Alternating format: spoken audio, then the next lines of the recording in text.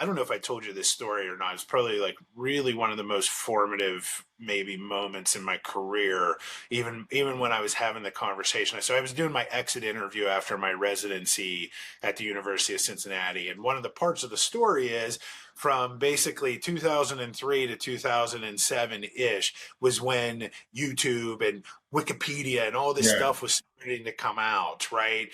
And at the University of Cincinnati, I went from Gannon University to the University of Cincinnati. Gannon was still a little bit behind, Division II school, small Catholic school, right?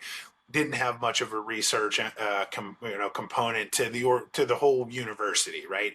So now I go to the University of Cincinnati, which is a huge research school, all these PhDs in chemical engineering and different physiology and all this stuff, and I have access to the university library, and everything had just came online where they were putting all the research articles for everything that you could ever ask, and all you had to do is click a button. So 1 year before this, hardly any access. Another year later, high speed internet, and here I am in this program, right? Being able to read every article that I ever wanted, and I'm in a program where I have to, right? And like that was a part of it. And I'm conducting research.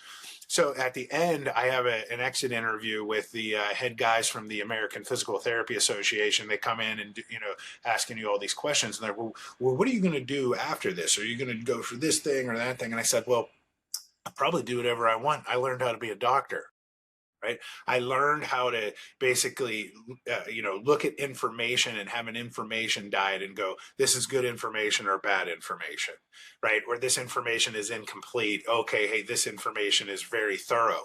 And right at this time, the reason why I'm saying this is everybody now is getting access to this information without having a code to learn how to, basically consume it. Right. Hmm. And so, it's like consuming food. Food is information. I talk about this in my nutrition stuff. Your body has a kind of a preset on how it's going to respond to this information that you're putting into it. Well, your mind and, again, your body and nervous system are the same way. Even for maybe the noises that are happening outside of your window right now, where somebody's mowing the grass, your brain's blocking it out for your conscious mind to hear it. But now, if you listen, oh wait, it's there. But I was blocking that out.